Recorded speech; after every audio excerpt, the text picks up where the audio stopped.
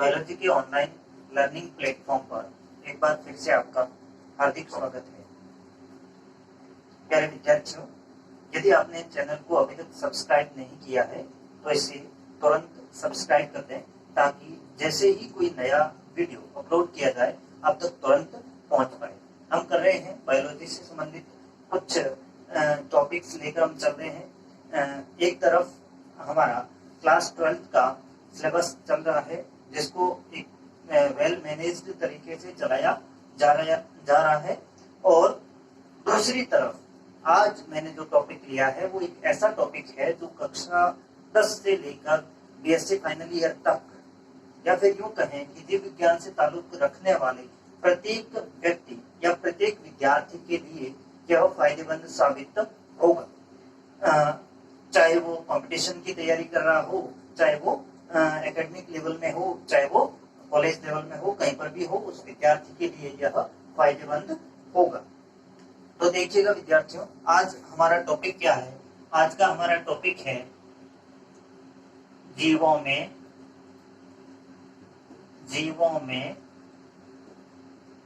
पोषण। हमारा टॉपिक क्या है? जीवों में पोषण। अब देखिएगा, ये जीव बोले तो सजीव, इसको कहेंगे सजीव को। हम सजीव किसको कहते हैं? एक सिंपल सा शब्द यदि हम सजीव के लिए यूज करना चाहें, हम यदि ऐसा कहना चाहें कि ये वस्तु निर्जीव है या सजीव है, तो उसमें एक गुण देख लीजिएगा, बाकी सब गुण उसमें शामिल हो जाएंगे। तो हम यदि ऐसा कह दें कि ऐसी तमाम वस्तुएं जो उपापचय करती हो, क्या कहलाते हैं? सजीव कहलाते हैं। और जिन वस्तुओं के अंदर उपापचय नहीं होता है वो वस्तुएं कैसी होती है? निर्जीव होती है। कैसी होती है? निर्जीव होती है। तो तमाम सजीवों के अंदर क्या होता है? उपापचय होता है। उपापचय का मतलब होता है, उपापचय क्या है? उपापचय एक जैव रासायनिक क्रिया है। जैव रासायनिक क्रिया है जिसमें क्या होता है? या तो छोटे छोटे अणु मिलकर किसी बड़े अणु का निर्माण करते हैं, या फिर कोई बड़ा अणु टूटकर किसी छोटे छोटे अणुओं का निर्माण करते हैं। ऐसी जो क्रियाएं हैं वो क्या कहलाती है? जैव रासायनिक क्रियाओं में उपापचय क्रिया कहलाती है। और ये उपापचय क्रियाएं जो है ये केवल और केवल किसमें होती है? सजीवों के अंदर संपन्न होती है। किसी भी निर्जीव के शरीर के अंदर किसी भी प्रकार की कोई जैव रासायनिक क्रिया नहीं होती है। और जैव रासायनिक क्रिया को संपन्न करने के लिए सबसे पहले हमें क्या चाहिए होता है? कच्चा माल चाहिए होता है। और वो कच्चा माल क्या है? उस कच्चे माल के बारे में हम देखें तो हम जानते हैं, ये एक शब्द लिखा है यहाँ पर मैंने, पोषण। क्या लिखा हुआ है? पोषण। पोषण। और पोषण को हम दूसरे शब्दों में क्या कह सकते हैं? भोजन कह सकते हैं। इसी का अंग्रेजी में नाम होता है न्यूट्रिशन। क्या होता है? न्यूट्रिशन। अब न्यूट्रिशन है क्या? न्यूट्रिशन एक ऐसी प्रोसेस है जिसमें क्या किया जाता है? हमारे शरीर की ऊर्जा पूर्ति एवं वृद्धि विकास हेतु हम क्या करते हैं? बाहर से कुछ भोज्य पदार्थों को या बाहर से पोषक पदार्थों को ग्रहण करते हैं। तो हम क्या कहेंगे? सजीवों में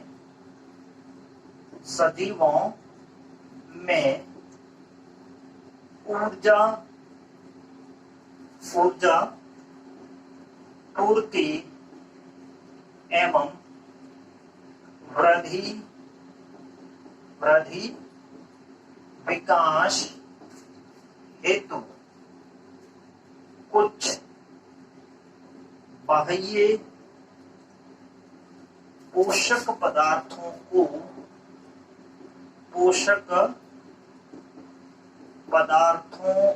को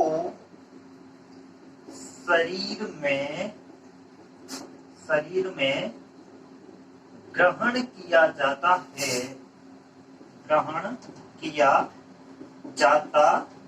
है।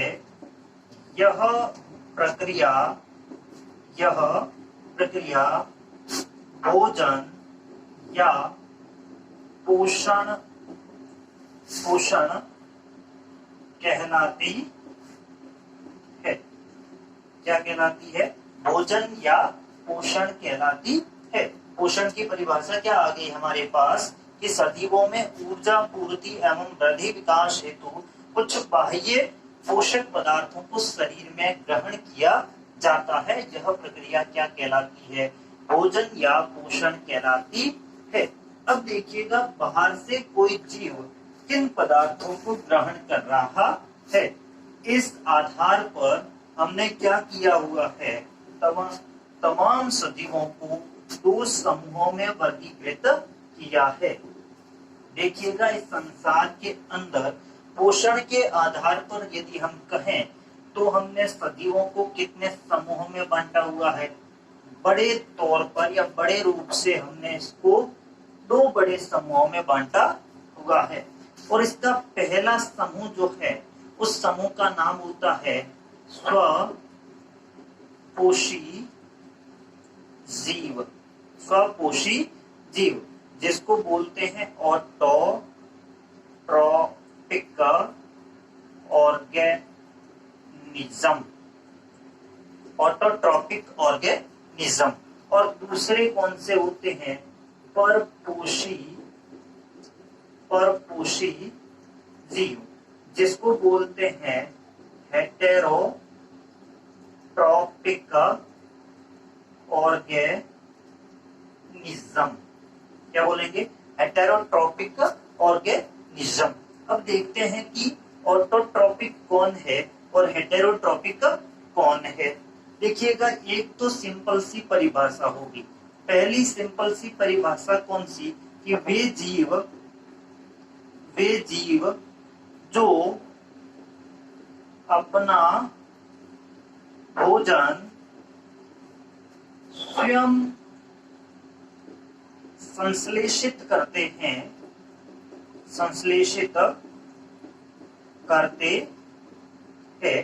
क्या कहलाते हैं? स्वपोषी जीव कहलाते हैं। दूसरी भाषा में या दूसरे शब्दों में यदि हम इसकी परिभाषा दें तो क्या बोलेंगे? वे जीव जो बाह्य पोषक तत्व के रूप में बाह्य पोषक तत्वों के रूप में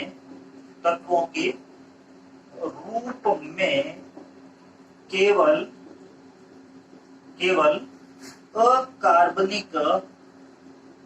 अकार्बनिक तत्वों को ग्रहण करते हो तथा कार्बनिक तत्वों का निर्माण, कार्बनिक तत्वों का क्या है? कार्बनिक यौगिकों का निर्माण इनके शरीर के भीतर होता हो, ऐसे जीव क्या कहलाते हैं? स्वपोषी जीव कहलाते हैं। मतलब ये हुआ कि कच्चा माल, अकार्बनिक तत्व को एक तरीके से हम कह देते हैं कच्चा माल, और कार्बनिक तत्व या कार्बनिक यौगिक को कह देते हैं पका पकाया माल। तो ये हुआ कि कच्चा माल तो बाहर से ग्रहण करेंगे और जो कार्बनिक यौगिक है उनका निर्माण जो है, उसका संश्लेषण जो है वो उस जीव के शरीर के भीतर होता है। तो ऐसे जीव क्या कहलाते हैं? स्वपोषी जीव कहलाते हैं। और स्वपोषी जीव जो है इसका उदाहरण यदि हम कहें तो क्या बोलेंगे? समस्त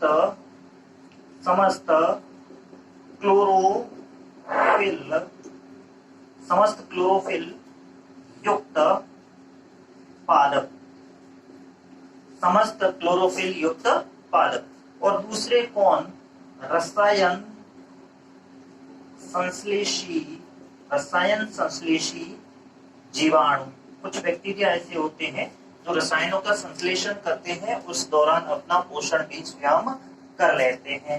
अब ये बाहर से अकार्बनिक तत्वों को ग्रहण करते हैं और अकार्बनिक तत्व जो है वो उनके शरीर में पहुंचेंगे और वही अकार्बनिक तत्व बाद में कार्बनिक तत्वों में बदलेंगे। और ऐसा जो है इसका प्रमाण यदि हम जानना चाहें कि क्या अकार्बनिक तत्वों से कार्बनिक तत्व बनते हैं, तो ये हमें कहाँ मिल जाता है, जेवियर्स होल्डेन तथा ए.आई. ओपेरिन द्वारा दिए गए जीव उत्पत्ति सिद्धांत को यदि हम देखें तो उसमें ये कहा गया है कि संसार में जीवन की उत्पत्ति जो है वो अकार्बनिक तत्वों से हुई है।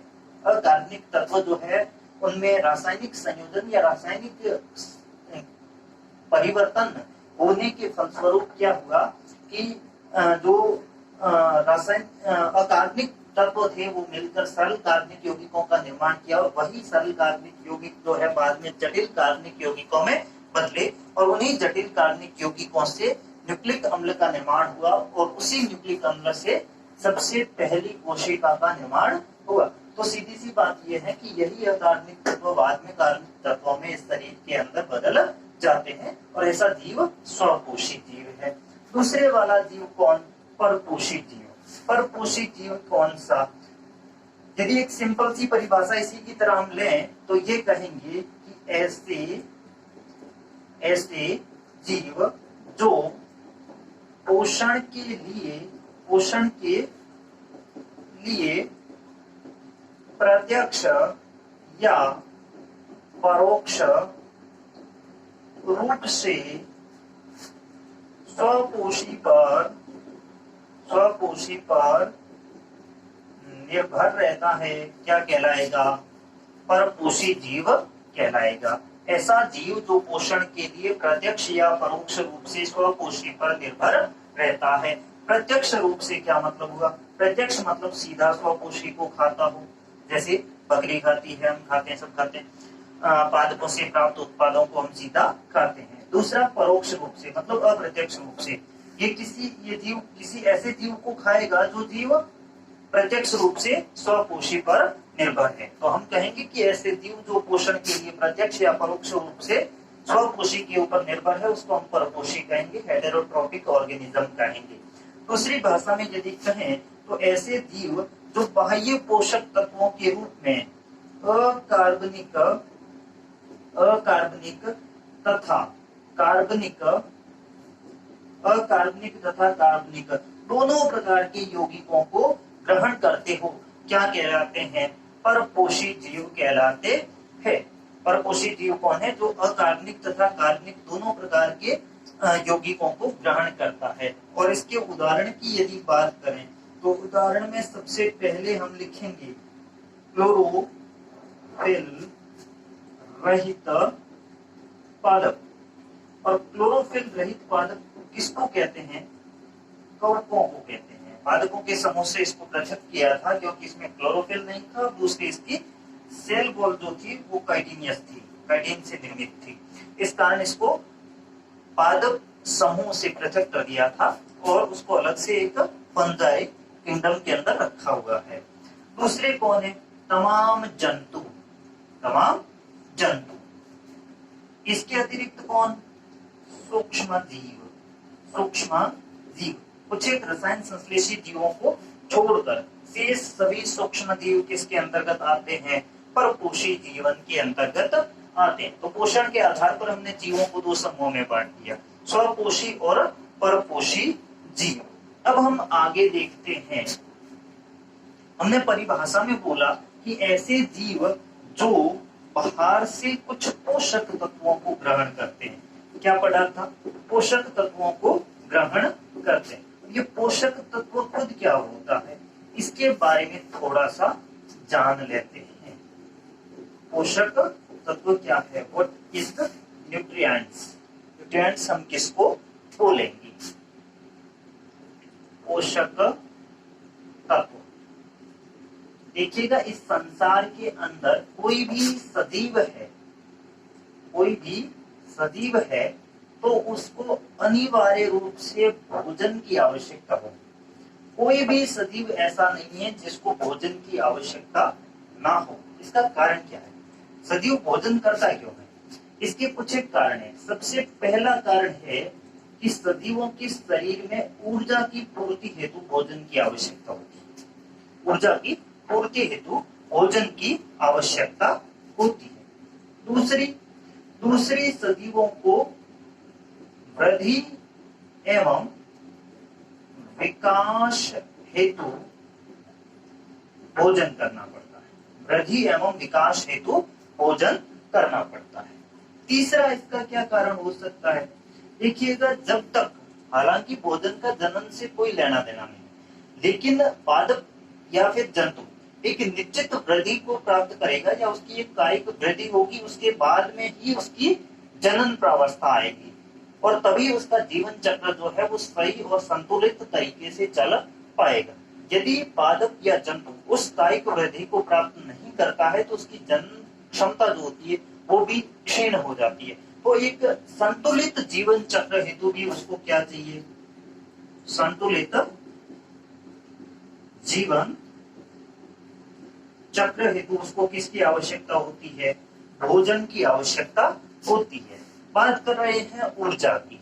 देखिएगा, ऊर्जा, हम बोलते हैं, चलते हैं, दौड़ते हैं, नाचते हैं, करते हैं, कुछ भी करते हैं, तो हमारे शरीर में ऊर्जा क्या होती है? खत्म होती जाती है। और उस ऊर्जा की पूर्ति हमें कहां से होती है? उस ऊर्जा की पूर्ति होती है हमें न्यूट्रिएंट्स से। तो न्यूट्रिएंट्स की यदि हम परिभाषा लिखेंगे तो हम क्या लिखेंगे? वे तत्व जिनसे या जिनको ग्रहण करने से हमारे शरीर की ऊर्जा पूर्ति एवं वृद्धि विकास होता है, क्या कहलाते हैं? पोषक तत्व कहलाते हैं। या फिर दूसरी भाषा में यूं कहें कि पोषण की प्रक्रिया के दौरान ग्रहण किए जाने वाले तत्वों को हम क्या कहते हैं? पोषक तत्व कहते हैं। अब सवाल यह आता है कि इस संसार के अंदर हमने दो प्रकार के समूह बनाए। पहला समूह कौन सा? स्वपोषी। और दूसरा समूह कौन सा? परपोषी। तो क्या दोनों समूहों के जीवों को एक ही प्रकार के पोषक तत्वों की आवश्यकता होती है या फिर अलग अलग पोषक तत्व होते हैं? यदि हम थोड़ा सा पीछे जाएं तो हमने ये बोला था कि स्वपोषी वो है जो केवल अकार्बनिक पोषक तत्वों को ग्रहण करता है। कार्बनिक पोषक तत्व उसके शरीर के अंदर बनते हैं, या तो प्रकाश संश्लेषण के द्वारा या रसायन संश्लेषण के द्वारा। और विषमपोषी या फिर यूं कहें कि परपोषी, हेटेरोट्रोपिक कौन है? जो अकार्बनिक और कार्बनिक दोनों तत्वों को खाता है। तो हम यहाँ पर थोड़ी सी बात करें किसकी? स्वपोषी की। और स्वपोषी के अंदर हमने उदाहरण जो दिया था वो किसका दिया था? पादपों का दिया था। और दूसरे वाले कौन से? विषमपोषी। कहीं कहीं विषमपोषी लिखा रहता है, कहीं कहीं परपोषी लिखा रहता है। अंग्रेजी का शब्द इसका है हेटेरोट्रोपिक ऑर्गेनिज्म। अब देखिएगा, ये ऑर्गेनिज्म, इसमें हमने बड़े ग्रुप किसका उदाहरण दिया था? जंतुओं। एक तरफ हमारे पास कौन आ गए? जंतु आ गए। एक तरफ हमारे पास कौन आ गए? पादप आ गए। तो इसका मतलब ये हुआ कि पादपों के पोषक तत्व अलग होंगे और जंतुओं के पोषक तत्व जो है वो अलग होंगे। कई बात समझ। अब देखिएगा, पादपों के पोषक तत्व कौन है? इस बात का पता करना था। तो इस बात का पता करने के लिए देखा गया कि पादप की वृद्धि और विकास के लिए उत्तरदायी कौन है? ऐसी क्या चीज है जिसको यदि हम हटा दें तो पादप की वृद्धि और विकास जो है वो प्रतिकूल रूप से प्रभावित हो जाएगा। और यदि उसका वृद्धि और विकास किसी चीज से प्रतिकूल रूप से प्रभावित होता है तो इसका मतलब ये हुआ कि वो उसके लिए क्या है? पोषक तत्व है। जनरली हम ये देखते हैं कि जब भी हम पौधा उगाते हैं या फसल उगाते हैं तो फसल हमेशा उस जगह पर अच्छी होती है जिस जगह पर उसको क्या मिलता हो? उर्वरक मिलता हो। जिस जगह पर उसको खाद अच्छी मिलती हो ऐसी जगह पर फसल अच्छी होती है। जहां पर खाद और उर्वरक जो है उसको अच्छी तरीके से नहीं मिलता है ऐसी जगह पर फसलें अच्छी नहीं होती है। तो इसका मतलब ये हुआ कि उस उर्वरक या खाद का सीधा सीधा संबंध है किसके? पादपों के पोषण से। उसी खाद में से, उसी उर्वरक में से कुछ ऐसा होता है जिसको पौधे खाते हैं और पौधे उसको ग्रहण करके अपनी वृद्धि और विकास करते हैं। तो वो उसके क्या हो गए? पोषक तत्व हो गए। अब ध्यान से सुनिएगा, पादपों का जो पोषण होता है उसको सामान्य भाषा में खनिज पोषण कहते हैं। क्या कहते हैं? खनिज पोषण। कहीं पर भी यदि पादपों में पोषण आप पढ़ेंगे तो वहां पर आपको लिखा हुआ मिलेगा मिनरल न्यूट्रिशन। Mineral nutrition. अब ये मिनरल न्यूट्रिशन क्यों लिखते हैं, इसका कारण क्या है? इसका भी कोई कारण है। कारण क्या है ये देखते हैं। खनिज शब्द जो होता है इसका मतलब होता है खोद कर निकालना। खोद कर निकालना इसका शाब्दिक अर्थ है। अब देखिएगा, खोद कर कहां से निकालोगे? मृदा से, जमीन से। मृदा से किसी चीज को खोद कर निकालते हो तो वो क्या कहलाता है? खनिज कहलाता है। और पादपों के जो पोषक तत्व होते हैं वो सारे के सारे कहां पर उपस्थित होते हैं? मृदा में उपस्थित होते हैं, मिट्टी में उपस्थित होते हैं। अतः इसके जो पोषक तत्व है मिट्टी में उपस्थित होने के कारण उन पोषक तत्वों को हम खनिज पोषक तत्व कहते हैं, तथा पादपों में जो पोषण होता है उस पोषण को हम क्या कहते हैं? खनिज पोषण या मिनरल न्यूट्रिशन कहते हैं। पादपों के जितने भी पोषक तत्व होते हैं वो सारे के सारे खनिज पोषक तत्व नहीं होते, वो उसमें कुछ डिफरेंस होता है, कुछ अलग होते हैं। उसको भी हम देख लेते हैं कि कौन से खनिज है, कौन से अखनिज है। अब देखिएगा, पादपों की खनिज पोषक तत्वों पर निर्भरता पर स्टडी हुई थी सबसे पहले सन 1860 ईस्वी में। एक वैज्ञानिक हुए जिनका नाम था शख्स। शख्स नामक वैज्ञानिक ने सन 1860 ईस्वी में एक बात बताई कि पादप जो होते हैं, पादप खनिज लवणों या खनिज तत्वों पर निर्भर रहते हैं। यदि खनिज तत्व ना हो तो पादपों की क्या हो जाएगी? मौत हो जाएगी, उसकी अच्छे से वृद्धि और विकास नहीं हो पाएगा। अब इस बात पर जांच शुरू हुई, इस पर स्टडी शुरू हुई और स्टडी की गई कि पादप के शरीर के अंदर वास्तव में कोई खनिज पोषक तत्व होता है या नहीं होता है। और इसकी स्टडी की गई, तब देखा गया। एक केमिस्ट्री का एक प्रश्न है, आपने देखा होगा, आवर्त सारणी जो है उसके अंदर हमने देखा कि 118 तत्व ज्ञात है। आज तक कितने तत्व ज्ञात है? 118 तत्व ज्ञात है। अब देखिएगा, पादप के अंदर इन 118 तत्वों में से कोई तत्व है या नहीं, इसकी जांच करनी थी। तो इसकी जांच करने के लिए प्रयोग किया गया और उस प्रयोग का नाम दिया गया पादप भस्म विश्लेषण। एनालिसिस ऑफ प्लांट एश। क्या था? पादप भस्म विश्लेषण। पादप भस्म विश्लेषण। अब देखिएगा, पादप भस्म विश्लेषण में क्या क्या किया। एक हरा पादप जो होता है, हरा पादप, उसके शरीर का संगठन क्या है? उसमें 70 से 95% क्या रहता है? जल रहता है। शेष बचा 5 से 30% भाग जो होता है वो उसका शुष्क भाग होता है। शुष्क भाग।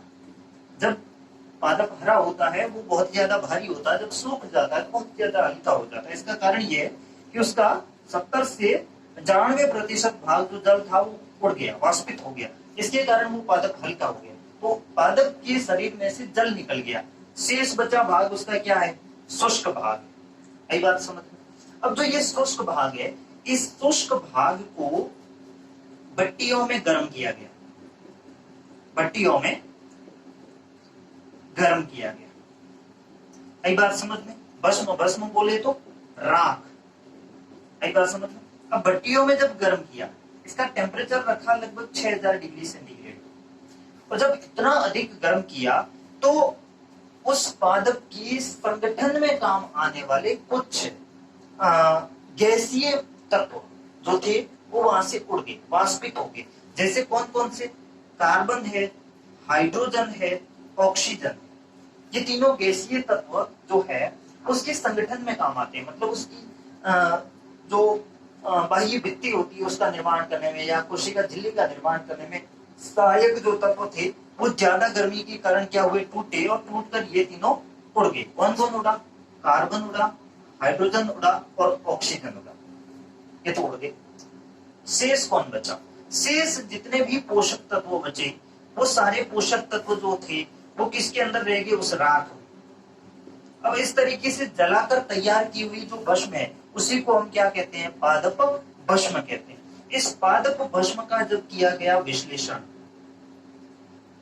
इसका विश्लेषण किया गया, इसका एनालिसिस किया गया, जब इसका एनालिसिस किया तो पता चला कि इन 118 तत्वों में से 60 तत्व ऐसे हैं जो कि पादप की भस्म के अंदर उपस्थित थे।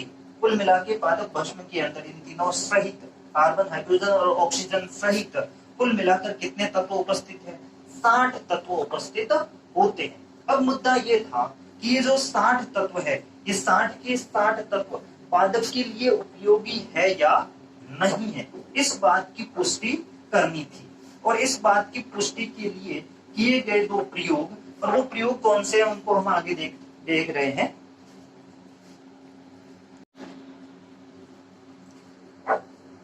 तो हमें ये देखना था कि जो 60 पोषक तत्व है, 60 पोषक तत्व, इन 60 पोषक तत्वों में से क्या 60 के 60 पोषक तत्व पादप की वृद्धि और विकास के लिए आवश्यक है, या फिर इसमें से कुछ ऐसे पोषक तत्व है जो पादप की वृद्धि और विकास के लिए आवश्यक नहीं भी हो सकते। इस बात की जांच करनी थी, और इस बात की जांच करने के लिए किए गए वैज्ञानिकों द्वारा प्रयोग, और इन प्रयोगों को क्या बोला जाता है, संवर्धन प्रयोग बोला जाता है। नाम क्या रखा गया, संवर्धन प्रयोग। अब देखिएगा, संवर्धन प्रयोग करने के लिए क्या आवश्यकता थी, संवर्धन प्रयोग करने के लिए तैयार करना था संवर्धन माध्यम।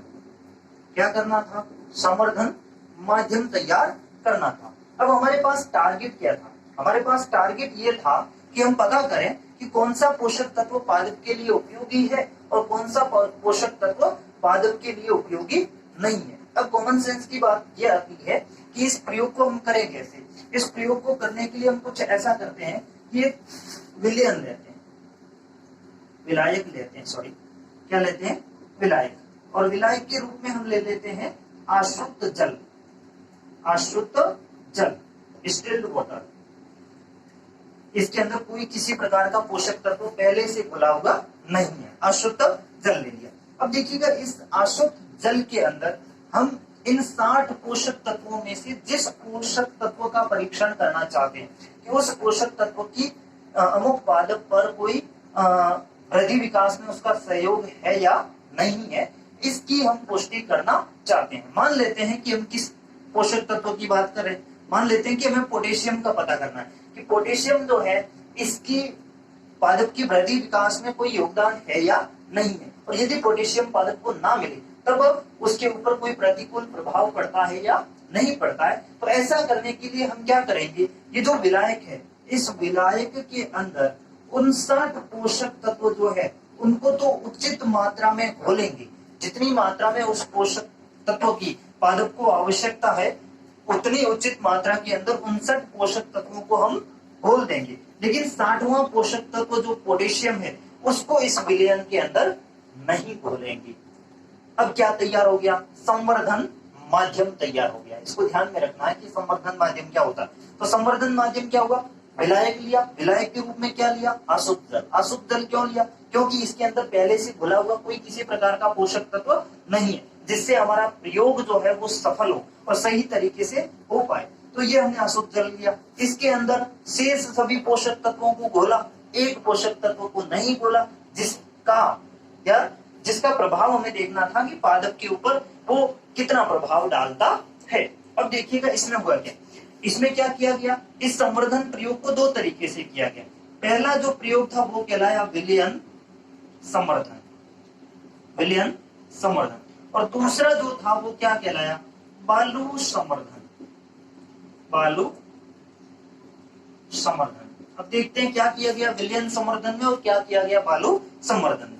विलयन संवर्धन के अंदर क्या लिया गया, एक बर्तन दिया गया, जैसे ये मान लिया कि हमने बर्तन लिया, इस बर्तन के अंदर क्या किया, इस बर्तन के अंदर भर दिया संवर्धन माध्यम, इसमें भरा हमने संवर्धन माध्यम।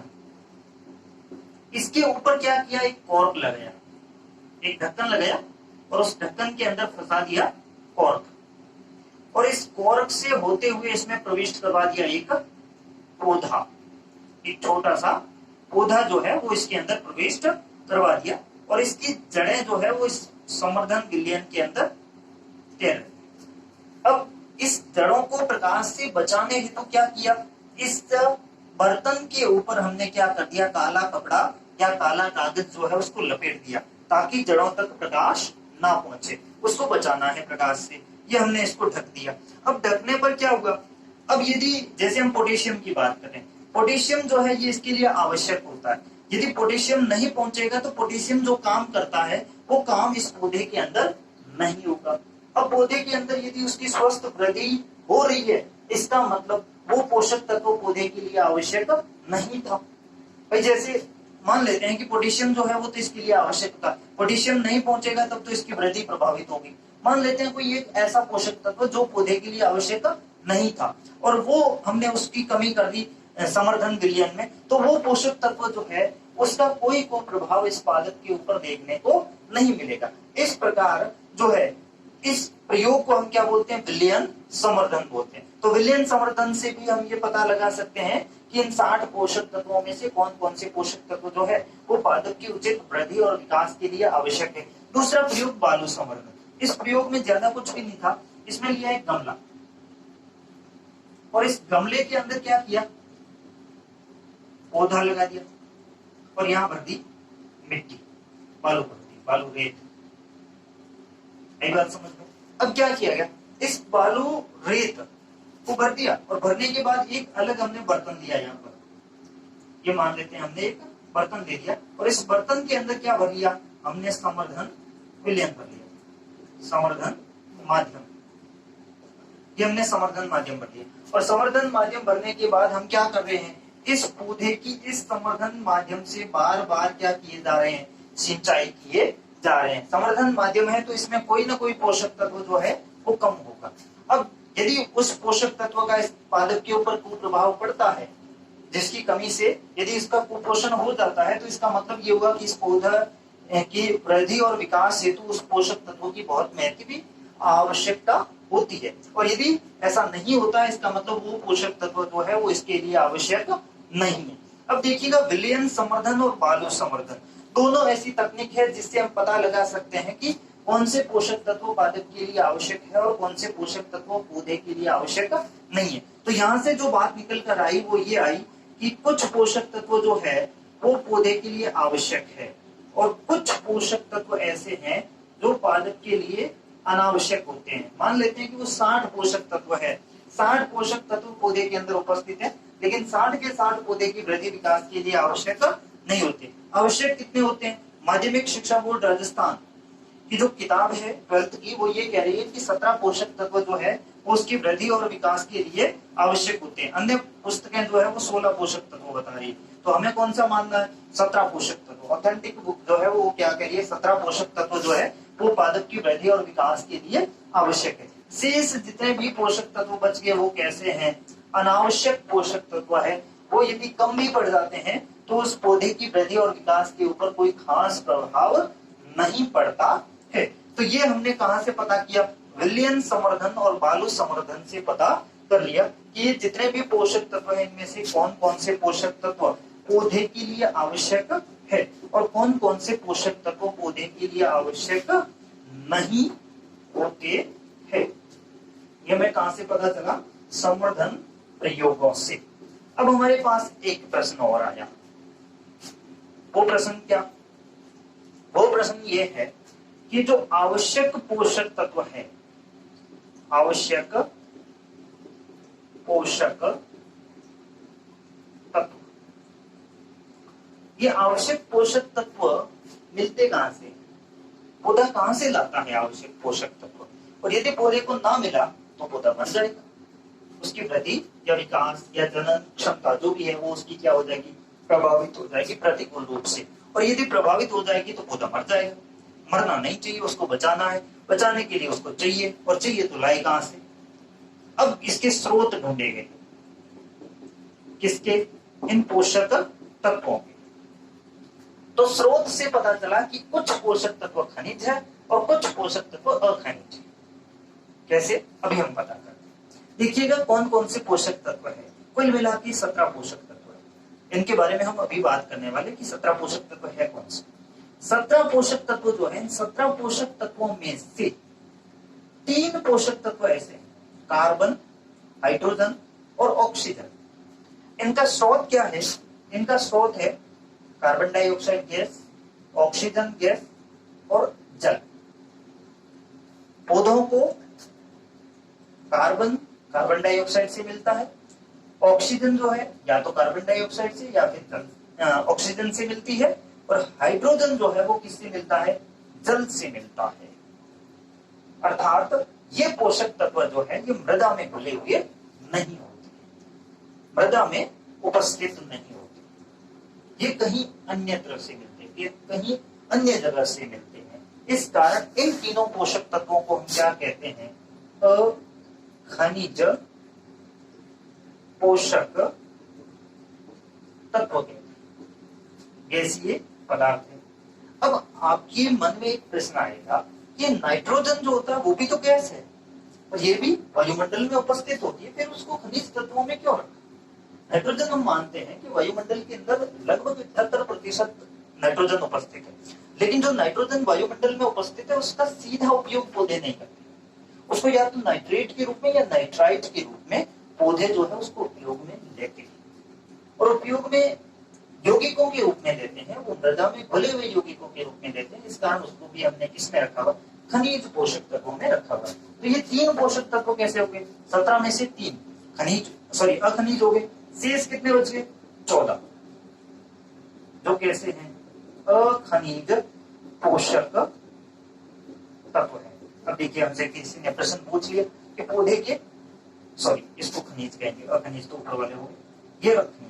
अब यदि प्रश्न पूछ लिया कि अखनिज पोषक तत्वों की संख्या कितनी, तो 3, और खनिज पोषक तत्वों की संख्या कितनी, तो वो कितनी होती है? 14 होती है, जो कि मृदा से पादपों को मिलते हैं। अब इन आवश्यक पोषक तत्वों को हमने पौधे में रिक्वायरमेंट, मतलब उसकी आवश्यकता कितनी है, इस आधार पर 2 बड़े समूहों में बांटा है। आवश्यक पोषक तत्वों को पौधे की आवश्यकता के अनुसार हमने कितने समूहों में बांटा है? 2 समूह में। पहला कौन सा है? बृहत मात्रिक पोषक तत्व, और दूसरे कौन से हैं? सूक्ष्म मात्रिक पोषक तत्व। बृहत मात्रिक पोषक तत्व और सूक्ष्म मात्रिक पोषक तत्व। अब देखिएगा जैसा नाम वैसा ही काम। बृहत मतलब बड़ा। ऐसे पोषक तत्व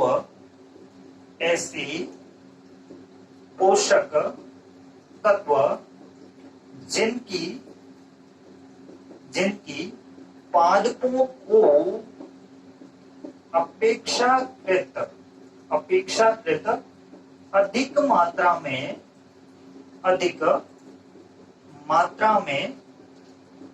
आवश्यकता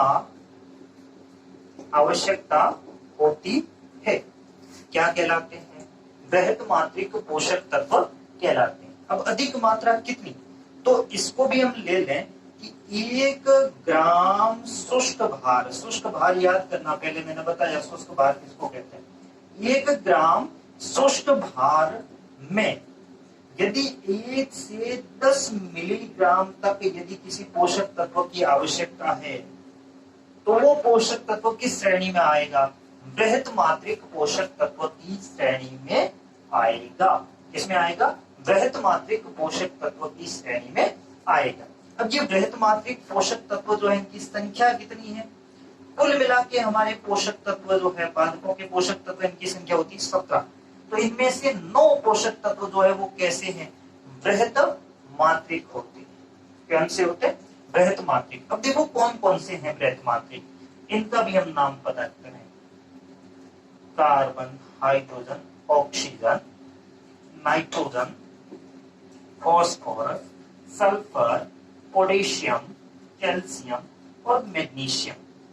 ये पोषक तत्व जो है carbon, hydrogen, oxygen, nitrogen, phosphorus, sulphur, potassium, calcium और मैग्नीशियम। कितने हो गए? 9। 1 2 3 4 5 6 7 8 और 9। ये 9 पोषक तत्व जो है इनका पादपों को अधिक मात्रा में आवश्यकता होती है, तो इनको हम क्या कहते हैं? बृहत मात्रिक पोषक तत्व कहते हैं। अब देखो ये आपको याद नहीं होगी, तो याद करने का मैं एक तरीका बताता हूँ, एक एड्रेस बता रहा हूं। CHO नरेंद्र पाल सिंह खोरवाल का मार्ग, एक एड्रेस है। क्या है? CHO उनकी कोई पोस्ट है, CHO नरेंद्र पाल सिंह खोरवाल का मार्ग। अब इसी से हम 9 के 9 पोषक तत्व निकालते हैं। C मतलब कार्बन, H मतलब हाइड्रोजन, O मतलब ऑक्सीजन, नरेंद्र N नाइट्रोजन, पाल P से phosphorus, Singh S sulphur, Khorwal K potassium, का Ca कैल्शियम और मार्ग Mg क्या हो गया? मैग्नीशियम। तो कुल मिला के ये 9 पोषक तत्व जो है इनकी पौधों को अधिक मात्रा में आवश्यकता होती है, अतः इनको हम क्या कहते हैं? बृहत मात्रिक पोषक तत्व कहते हैं। दूसरे वाले पोषक तत्व कौन से? सूक्ष्म मात्रिक पोषक तत्व। और सूक्ष्म मात्रिक जैसा नाम वैसा ही काम, सूक्ष्म मात्रिक पोषक तत्व।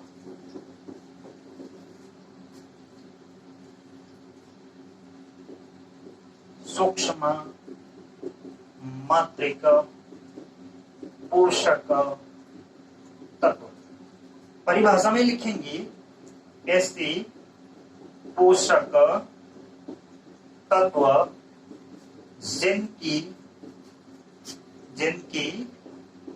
पादपों को कम मात्रा में आवश्यकता हो सूक्ष्म मात्रिक पोषक तत्व कहलाते हैं। अब देखो कम मात्रा में कितनी, तो ये भी हम लिखते हैं कि 1 ग्राम शुष्क भार, 1 ग्राम शुष्क भार में 1 मिलीग्राम से कम यदि आवश्यकता है, तो ऐसे पोषक तत्व को हम किस श्रेणी में रखेंगे?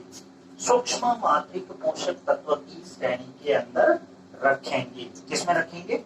सूक्ष्म मात्रिक पोषक तत्व की श्रेणी में रखेंगे।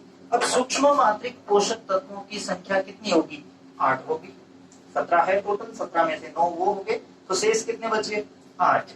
अब जो ये 8 पोषक तत्व है ये कौन कौन से हैं ये देखते हैं।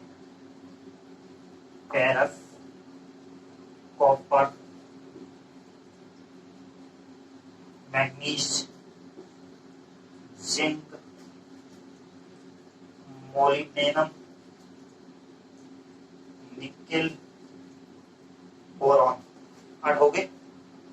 1 2 3 4 5 6 7 और कौन सा रह गया? क्लोरीन। ये लिख दिया क्लोरीन। तो कितने रह गए? 8। पहला हो गया फेरस, दूसरा कॉपर, तीसरा मैग्नीज, चौथा जिंक, पांचवा मोलिब्डेनम, छठा क्लोरीन, सातवां निकेल और 8वां बोरॉन। ये जो 8 पोषक तत्व है ये किस श्रेणी के हैं? सूक्ष्म मात्रिक पोषक तत्व है। आई बात समझ में? अब देखिएगा ये सूक्ष्म मात्रिक पोषक तत्व जो है ये आपको याद नहीं रहेंगे, तो इसको याद करने का तरीका बता। तरीका क्या है? एक सूत्र लिख रहा हूं, मंजन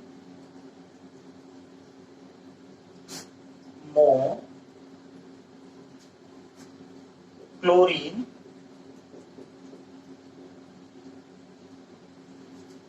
नी बनाओ। क्या सूत्र लिखा मैंने? फेंको मंजन मो क्लोरीन नी बनाओ। तो इससे आपको याद क्या करना है? जैसा आपको याद हो जिस तरीके से आप याद कर सकते हो उस तरीके से कर सकते हैं। ये मैंने आपको याद करने का तरीका दिया है। फे से लिखना है Fe, जिसको कहते हैं आयरन, लोहा। दूसरा Cu, Cu, कॉपर। तीसरा मन, Mn, मन मतलब मैग्नीज। जन, जन मतलब जैडन। मो, Mo, मोलिब्डेनम। क्लोरीन, जैसा क्लोरीन है वैसा लिखना। निकेल, Ni, और बनाओ से बोरॉन। तो ये क्या हो गए? 8 पोषक तत्व है जिनको हम क्या कहते हैं? सूक्ष्म मात्रिक पोषक तत्व कहते हैं। ये तो हुई पादप पोषक तत्वों की बात। पादप जो है उनके लिए, या स्वपोषी ऑटोट्रोपस जो होते हैं, उन जीवों के लिए पोषक तत्व कौन से होते हैं? ये वाले होते हैं। ये 17 पोषक तत्व होते हैं। ये अकार्बनिक पोषक तत्व है। ये ग्रहण करने के बाद वो जीव जो है प्रकाश संश्लेषण करता है, और प्रकाश संश्लेषण करके कार्बनिक यौगिकों का निर्माण करता है, और वही कार्बनिक यौगिक जो है वो उसके शरीर के अंदर ऊर्जा पूर्ति एवं वृद्धि विकास के लिए उत्तरदायी होता है। अब आगे हमें देखना है विषम पोषी जो जीव होते हैं, उन विषम पोषी जीवों के अंदर कौन कौन से पोषक तत्व होते हैं और वो उनको कहां से मिलते हैं। नेक्स्ट जो हमारा टॉपिक है वो क्या है? विषम पोषी या परपोषी जीवों के पोषक तत्व। विषम पोषी या परपोषी जीवों के पोषक तत्व। अब ये ऐसे पोषक तत्व, इसमें देखिएगा कार्बनिक यौगिक भी होंगे और अकार्बनिक यौगिक भी होंगे। पहले हम कह चुके हैं कि ऐसे जीव जो कार्बनिक और अकार्बनिक दोनों प्रकार के यौगिकों को ग्रहण करते हैं, वो भोजन के रूप में, वो क्या कहलाता है? विषम पोषी कहलाते हैं। तो इसके अंदर जो विषम पोषी जितने भी जीव आते हैं, मेजर हम इसके अंदर ग्रुप जो रखते हैं वो किसका आता है? जंतुओं का आता है। जंतुओं का पोषण या जंतुओं के पोषक तत्व कौन कौन से होते हैं, इसकी बात हम कर रहे हैं।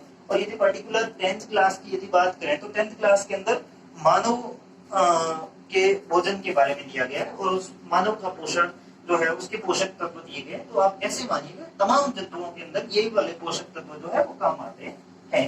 अब वो उसकी या तो बड़े यौगिक के रूप में या छोटे यौगिक के रूप में उपयोग में लिया जाता है। तो इस को हम आगे बढ़ाते हैं।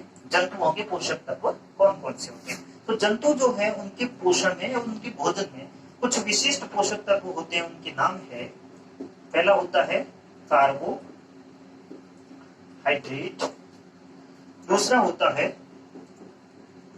प्रोटीन, तीसरा होता है वसा, चौथा होता है विटामिन्स, पांचवा होता है खनिज लवण, और छठा होता है जल, और सातवां होता है, यहां पर लिख देता हूं,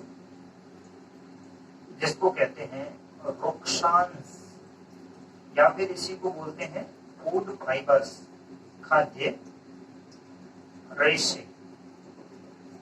ये क्या है? ये कुछ पोषक तत्व है जिनको जंतु अपने भोजन के रूप में ग्रहण करते हैं, फिर उनकी शरीर की वृद्धि और विकास जो है वो इन्हीं पोषक तत्वों की उपस्थिति के कारण होता है। अब देखिएगा, ये कार्बोहाइड्रेट कार्बनिक है, प्रोटीन कार्बनिक यौगिक है, वसा कार्बनिक यौगिक है, विटामिन कार्बनिक यौगिक है, खनिज लवण जो है वो अकार्बनिक है। अभी हमने बात की थी जो खनिज लवण पादप उपयोग में लेते हैं, वही वाले खनिज लवण पादपों से ही जंतुओं तक पहुंच जाते हैं। उसके बाद में जल और ये खाद्य रेशे जो है इनको ग्रहण किया जाता है। अब देखिएगा, ये जो ग्रहण करेंगे ये करेंगे कहां से?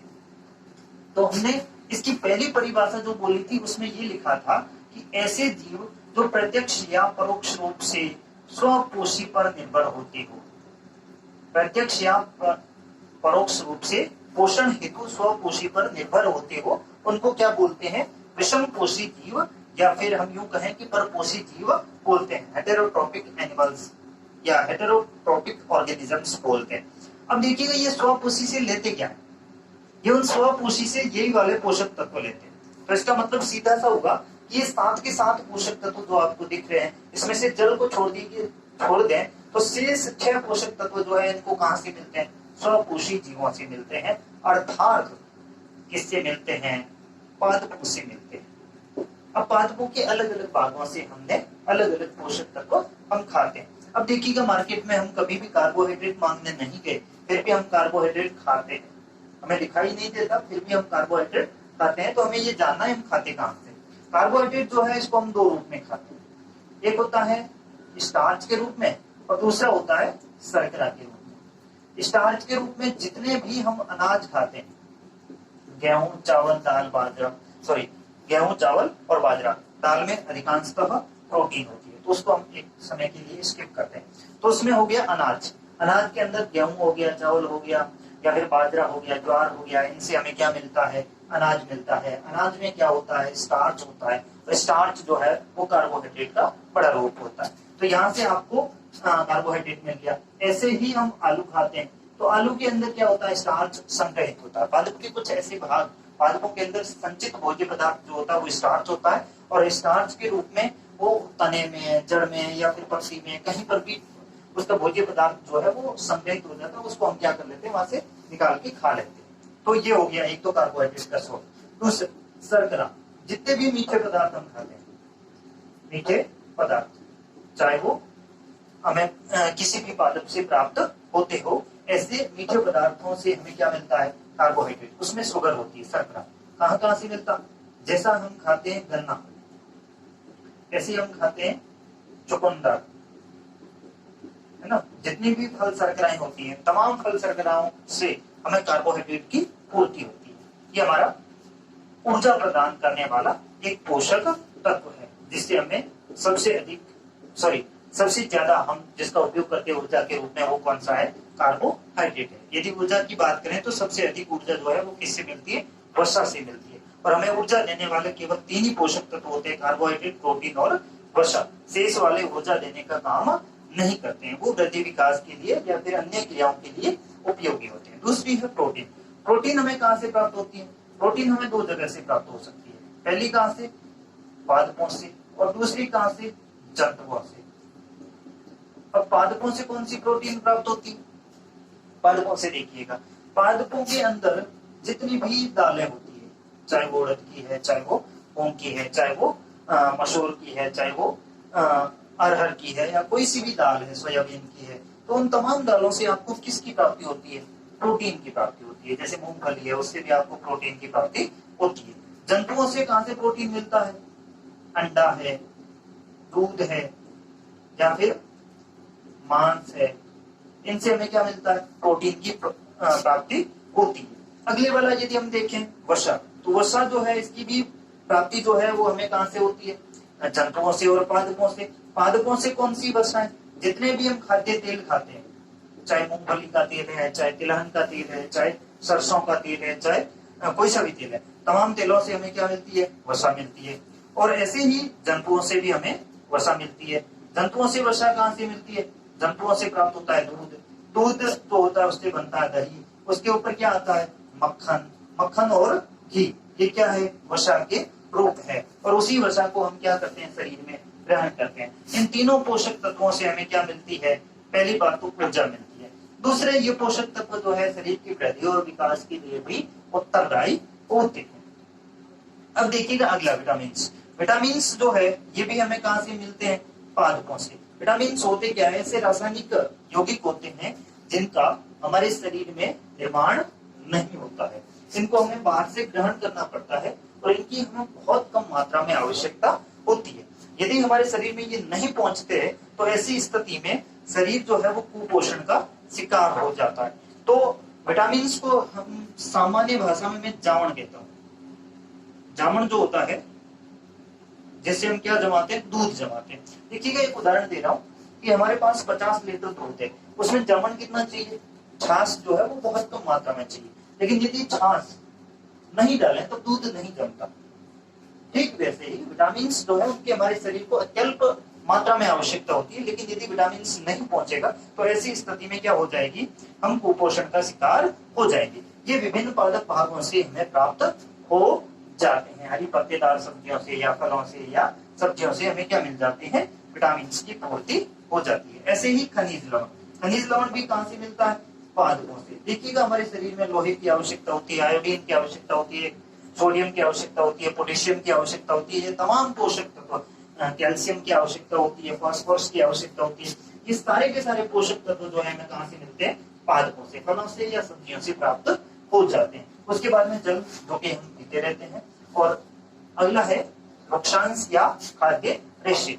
ये ऐसे भोज्य पदार्थ है जो कहां से प्राप्त होते हैं, फलों से या सब्जियों से।